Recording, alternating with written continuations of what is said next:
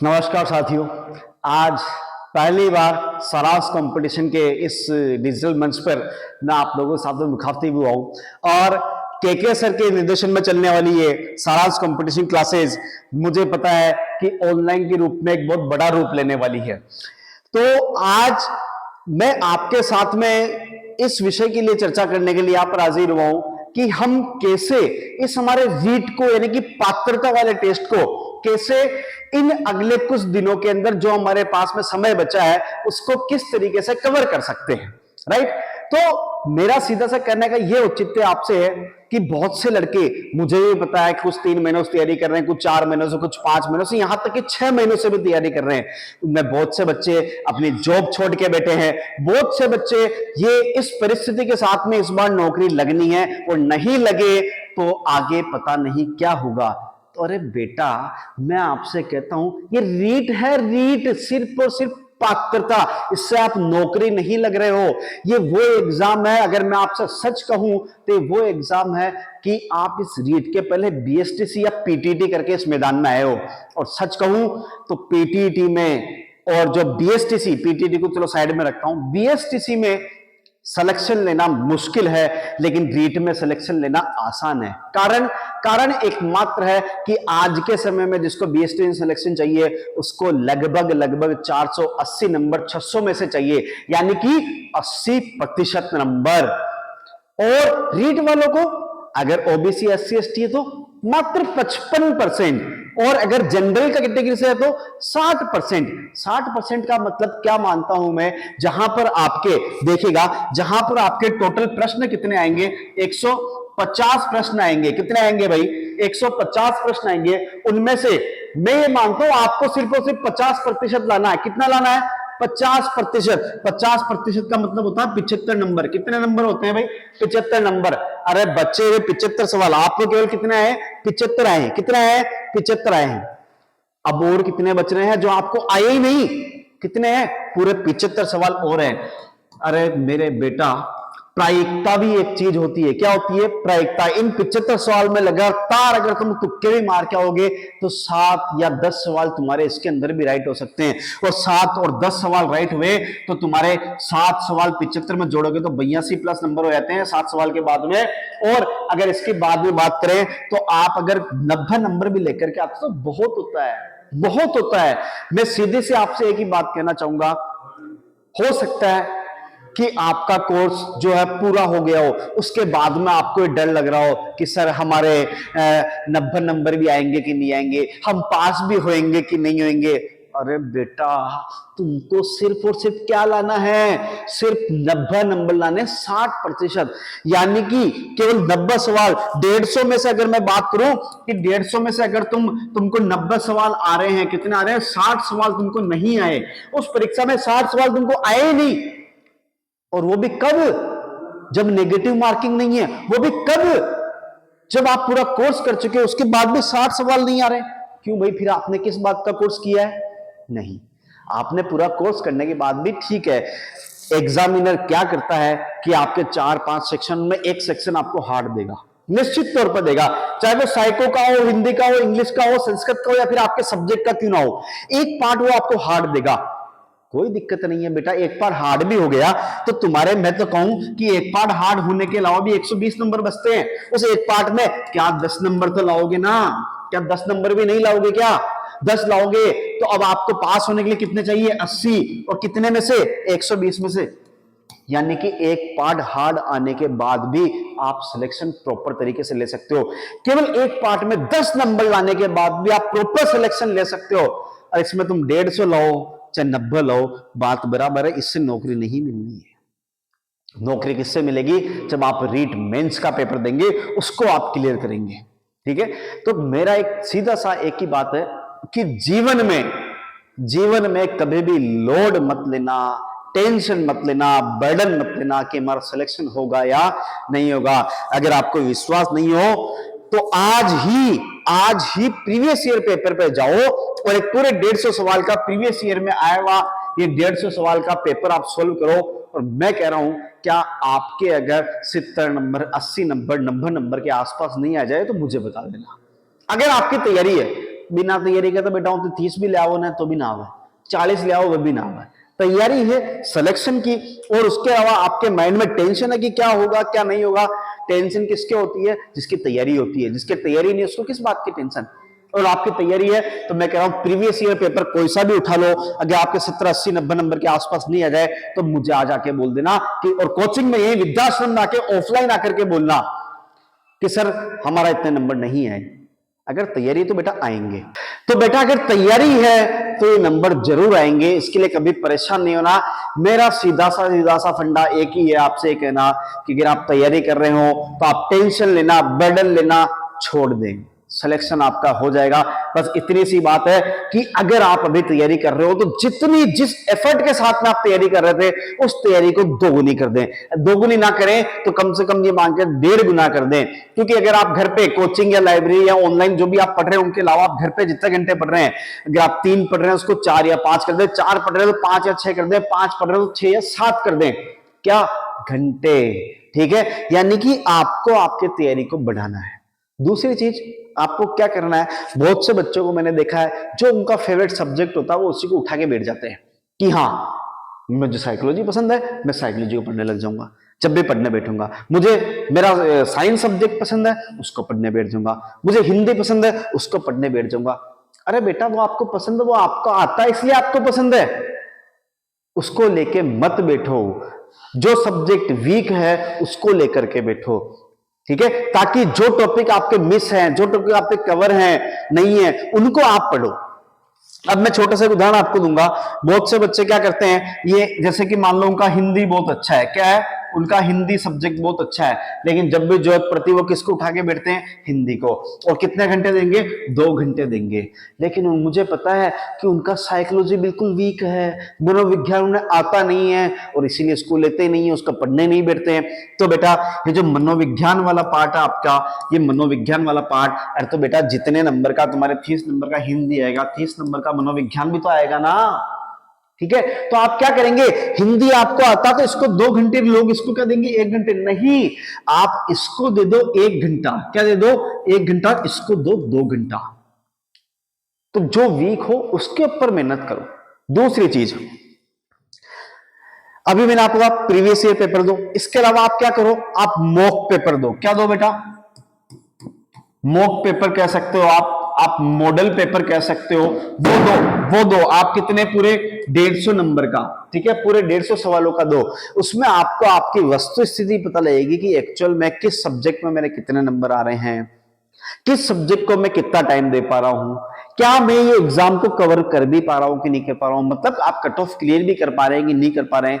अगर आपको लगता है कि मुझे हिंदी में दिक्कत आ रही है, हिंदी में भी आपको देखो किसी भी बच्चे को पूरा सब्जेक्ट कभी वीक नहीं होता है, उसके होते हैं कुछ टॉपिक वीक होते हैं। जैसे आप गए साइकोलॉजी में, आपके सारे सवाल से होते हैं लेकिन आपके अधिगम अभिप्रेरणा के सवाल हर पेपर में गलत हो रहे हैं, तो आप क्या करेंगे? आपका साइकोलॉजी वीक नहीं है, आपका सिर्फ और सिर्फ अधिगम और अधिप्रेरणा वीक है, आप उसको पढ़ो। आप गए मैथ्स के अंदर सब कुछ आपका अच्छा चल रहा है, लेकिन आपके हर बार प्रॉफिट एंड लॉस और चक्रवृद्धि ब्याज के सवाल हर बार गलत हो जाते हैं, तो बेटा मैथ्स आपकी वीक नहीं है, आप इन 2 टॉपिक को पढ़ो, मैथ्स कवर हो जाएगी। हिंदी के अंदर आपके सारे सवाल से हो रहे हैं, लेकिन जैसे तुम जाते हो तो सर मेरा संधि और समास हर बार गलत हो रहा है, तो बेटा हिंदी आपकी वीक नहीं है, आपका संधि और समास वीक है, उसको पढ़ो, कवर हो जाएगा। दूसरी चीज, जैसा कि आपको पहले भी सर ने बताया कि टीचिंग मेथड्स, आपके प्रत्येक सब्जेक्ट में टीचिंग मेथड का बहुत बड़ा रोल है। उन टीचिंग मेथड को ऐसा पढ़ डालो, ऐसा घोट के पी जाओ कि जीवन में कभी ना दोबारा पढ़ना पड़े और ना कभी आपको जो है उसके लिए तैयारी करनी पड़े। एक बार कॉन्सेप्ट क्लियर कर लो, एक नहीं आपके सारे के सारे सब्जेक्ट की टीचिंग मेथड एक बार में कवर हो जाएंगे। अगर मैं बात करूं मूल्यांकन की, अगर मैं बात करूं रेमेडियल टीचिंग की, तो बेटा ये सब में अलग अलग थोड़ी है, सब में एक सी है। रेमेडियल टीचिंग में क्या होगा, जो फॉर्मूला वो सेम है। मूल्यांकन क्या होगा, सब सब्जेक्ट का समान है। आपको केवल और केवल कॉन्सेप्ट तैयार करना है, वो आपके सभी सब्जेक्ट के टीचिंग मेथड को कवर कर लेगा। और यहां मैं आया हूं तो मैं केवल आपको ये नहीं बताने आया कि आप किस तरीके से पढ़ें, मैं आपको थोड़ा सा बताने आया हूं इंग्लिश के बारे में कि इंग्लिश को अपन कैसे कवर कर सकते हैं। अधिकतर बच्चों ने यहां पर लिया होगा कि आपने हिंदी को ली होगी आपकी लैंग्वेज 1, क्या ली होगी, लैंग्वेज 1। और अगर मैं बात करें तो अगर कुछ बच्चे जो या तो संस्कृत ले लेंगे लेकिन इंग्लिश को फिर भी ली होगी लैंग्वेज 2, क्या ली होगी भाई, लैंग्वेज 2 ली होगी, ठीक है। अब लैंग्वेज 2 की अगर मैं बात करूं, क्योंकि अधिकतर बच्चे हिंदी को लेके बैठे हैं लैंग्वेज 1 पे, 2 के अंदर, तो 2 में क्या आता है लैंग्वेज 2 के अंदर, लैंग्वेज 2 में कुछ नहीं है, एक बेटा फर्स्ट यूनिट के अंदर आपके क्या आएगा, एक पैसेज आएगा, क्या आएगा, एक पैसेज आपका आएगा। उस पैसेज में सिर्फ और सिर्फ 3 टॉपिक है, सब्जेक्ट वर्ब एग्रीमेंट, सब्जेक्ट का वर्ब का समझौता है, सब्जेक्ट यदि सिंगुलर होगा तो वर्ब भी कैसी होगी, सिंगुलर होगी। दूसरा उसके अंदर क्या आएगा, दूसरा आपका आएगा उसके अंदर कंजक्शन, क्या आएगा, कंजक्शन इसके अंदर आएगा, यानी कि वहां पर आपको लिंकिंग डिवाइस के नाम से दिया गया है, किस नाम से, लिंकिंग डिवाइस, जिसको अपन संयोजक शब्द कहते हैं, ठीक है, जिसको अपन कनेक्टर करते हैं, कनेक्टिव्स करते हैं, कंजक्शन करते हैं, यानी कि जो दो वाक्य, दो शब्दों को इनको जोड़ने का कार्य करता है, वो आपका क्या कहलाता है, कंजक्शन कहलाता है। और तीसरा आपका क्या है इसमें, इन्फेरेंस है, कि यहाँ जो अगर फेलेसी होती है वो किस तरीके, ये इस पैसेज से क्लियर होगा, ठीक है। दूसरी चीज, इनके क्लासेस के लिए आप बने रहें, आपको क्लासेस भी इनकी मिल जाएगी अगर आप चाहें तो। पहली यूनिट यहाँ पे खत्म होती है, दूसरी यूनिट में क्या आता है, कुछ भी नहीं, सिर्फ और सिर्फ एक शब्द है, फिगर ऑफ स्पीच, क्या है, फिगर ऑफ स्पीच आपके इसके अंदर, इसमें आपके एलिट्रेशन है, आपके पर्सनिफिकेशन है, सिमिली है, मेटाफर है, ठीक है, जुनिस है, ये सारी चीज, राइम स्कीम है, ये सच कहूं तो मात्र और मात्र 1 घंटे का टॉपिक है, कितने घंटे का, 1 घंटे का।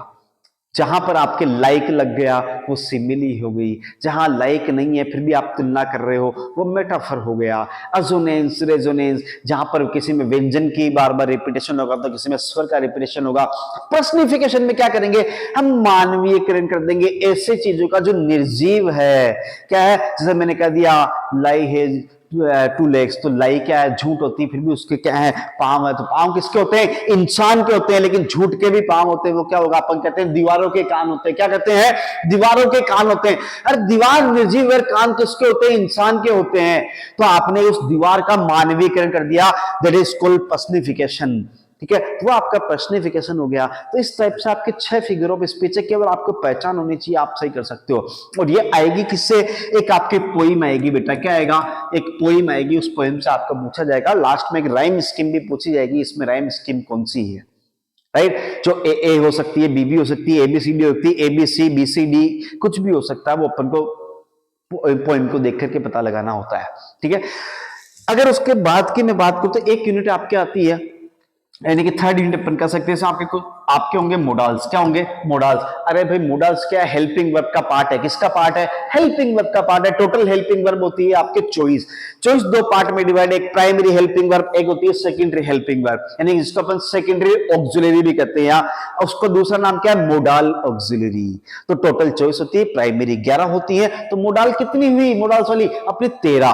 कौन कौन से है, विल, शेल, कैन में चारों का पास्ट रूप, वुड, शुड, कुड और माइट, मस्ट और टू, और बचे हुए 3 जो सेमी मोडाल्स भी कहलाते हैं, वो कौन कौन से हैं, नीड, डेयर, यूज्ड टू, ये 13 मोडाल्स। इन मोडाल्स के ऊपर आपसे प्रश्न पूछे जाएंगे। इसके बाद में आप पे क्या आ जाएगा, आपके आ जाएगा लिटरेरी टर्म्स, क्या आ जाएंगे, लिटरेरी टर्म्स, जिसके अंदर आपके सोनेट है, आपके एलेजी है, उसके अलावा आपके ड्रामा है और शॉर्ट स्टोरी है।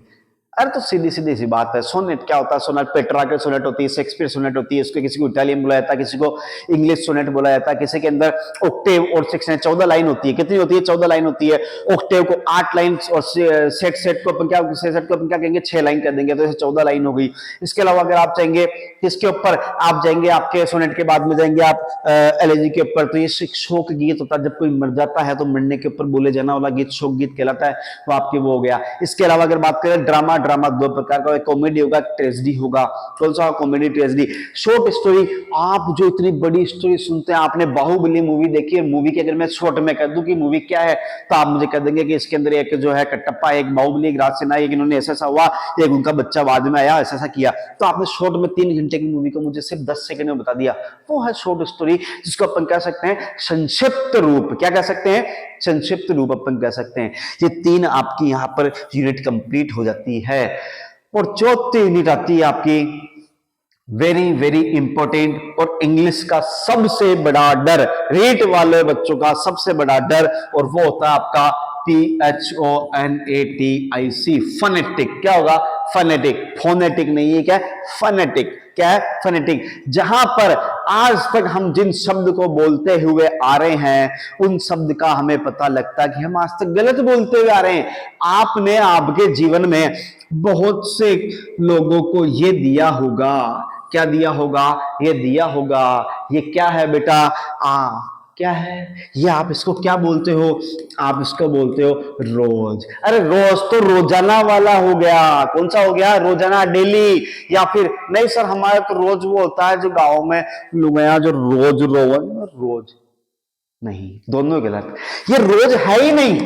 ये क्या है? इसका सेम नहीं, क्या हो जाएगा? ये हो जाएगा रोज। क्या हो जाएगा? रोज। क्या है? रोज, रोज, रोज। इस टाइप से। ये आपको अगर मैं यहां पर लिखता हूं, अगर मैं इसके अंदर आपको लिख दूं कि ये यहां पर आपके सामने लिखा हुआ है CLOTHES, क्या लिखा हुआ है? THES। आप सर ये क्लोथ्स है। क्या है? क्लोथ्स। थ लगाएंगे। अरे थ होता ही नहीं है। तो यहाँ पे इसमें है ही नहीं। Clothes, clothes. क्या है? क्लोथ्स। ये आप पढ़ते हैं इसको, आप आज तक क्या पढ़ते हुए आते हैं? आप इसको पढ़ते हैं गो। क्या पढ़ते हैं भाई? गो। अरे गलत है, ये गो नहीं। ये क्या है? ये गऊ है। गौ, गौ, गौ। ठीक है? ये नो नहीं है। ये क्या है? नो, नो ये है। ठीक है? तो टोटल आपके इंग्लिश अल्फाबेट के अंदर 26 लेटर्स होते हैं। कितने होते हैं? 26 लेटर्स होते हैं, जो कि ए से लेकर के जेड तक होते हैं। इनमें वोवल आपके 5 होते हैं, कॉन्सोनेंट आपके 21 होते हैं। तो ये 26 लेटर जो है, ये टोटल जो साउंड निकालते हैं अलग अलग तरीके के। क्यों क्यों क्यों? क्योंकि ये सी आपका स भी बनता है। यहां मैंने लिख दिया CELL। ये सी यहां पर स की ध्वनि दे रहा है। ये यहां पर CHAIR, इस बार सी च की ध्वनि दे रहा है। और यहां मैंने लिख दिया CAR, तो ये सी किसकी ध्वनि दे रहा है? कै की ध्वनि दे रहा है। तो अकेला सी कितनी ध्वनियां दे रहा है? 3 ध्वनियां दे रहा है। राइट? तो इस प्रकार से ये टोटल 44 साउंड्स निकालते हैं। कितने निकालते हैं? तो how many sounds are there in English? There are 44 sounds in English. ठीक है? तो ये 44 साउंड है जो कि 2 पार्ट में डिवाइड है। वो कौन कौन से हैं? वोवल साउंड और कॉन्सोनेंट साउंड। वोवल होते हैं बेटा आपके 20 और कॉन्सोनेंट होते हैं आपके 24। कितने होते हैं? 24 होते हैं। 20 भी दो भाग में आता है। एक होता है मोनोफ्थोंग, एक होता है डिफ्थोंग। मोनोफ्थोंग, मोनो का मतलब होता है एक, और डीप, डीप तो उसके क्या है? 2 आएगा। तो ये एकल वाले होते हैं। ये होते हैं बेटा 12 और ये होते हैं 8। तो 2 प्रकार से मोनोफ्थोंग, डिप्थोंग, ये 2 प्रकार से हो गए। 12 के अंदर भी अगर आप देखेंगे ये कौन से हैं, और 8 में इनको मोनोफ्थोंग को प्योर वोवल्स भी कहा जाता है, डिप्थोंग्स को ग्लाइड्स कहा जाता है, या अपन कॉम्बिनेशन ऑफ 2 प्योर वोवल भी यहां पर बोलते हैं। और 24 कॉन्सोनेंट होते हैं। दूसरी बात करूं, इन 44 के अंदर जो VOICED वॉइस्ड, और एक कह सकते हैं अपन VOICE लेस, वॉइसलेस। क्या हो जाएगा? वॉइसलेस, या फिर इसको अपन अनवॉइस्ड भी बोलते हैं। क्या बोलते हैं? अनवॉइस्ड भी बोलते हैं। तो बेटा वॉइस तो आपके होते हैं टोटल 35 और वॉइसलेस होते हैं आपके 9। जो कौन कौन से होते हैं? प, फ, थ, स, श, च, क, ट है। ये 9 आपके वॉइसलेस होते हैं। कई बार आपके ऑप्शन में प्रश्न आता है, ठीक है, कि इनमें से, निम्न में से वॉइसलेस साउंड कौन सा है? तो आपको पता होना चाहिए। तो बहुत सारी चीजें इनके अंदर। ये इस तरीके से आपकी 4 यूनिट कंप्लीट हो गई। 4 यूनिट कंप्लीट होने का मतलब टोटल 6 यूनिट है। 4 कंप्लीट हो गए, 20 नंबर हो गए। बच्चे में 2 यूनिट वो आपके मान के चलोगे टीचिंग मेथड के हो गए। कौन से हो गए? टीचिंग मेथड के हो गए। तो इस प्रकार से आपके 30 नंबर हैं। और मैं कह रहा हूं कि आप जैसी भी तैयारी कर रहे हो, अगर आपको लगता है कि इन टॉपिक्स को आपको पढ़ने की जरूरत है, तो आप कमेंट बॉक्स के अंदर लिख दें कि सर हमको इस टॉपिक में दिक्कत आती है। वो टॉपिक आपका इन अगले दिनों के अंदर तैयार करवा दिया जाएगा। लेकिन अगर आप राजी हैं तो ठीक है। और इस तरीके से होगा कि जीवन में एक बार पढ़ोगे, उसके बाद कभी पढ़ना नहीं पड़ेगा। जरूरत पड़ेगी तो सिर्फ और सिर्फ क्या करना पड़ेगा? पढ़ाना पड़ेगा। और पढ़ाने के लिए आपको उस टॉपिक के ऊपर मेहनत करनी होगी। और इसी तरीके से आपको आगे बढ़ना होगा। तो जुड़े रहिए सारांश कंपटीशन क्लासेस के साथ में इस ऑनलाइन प्लेटफॉर्म पर। और यदि आपको कोई भी दिक्कत हो, कोई भी समस्या हो, तो आप यहाँ के हेल्पलाइन नंबर पर कॉल कर सकते हैं। किसी भी समय 24/7 आपके लिए अवेलेबल है। धन्यवाद। जय हिंद, जय भारत।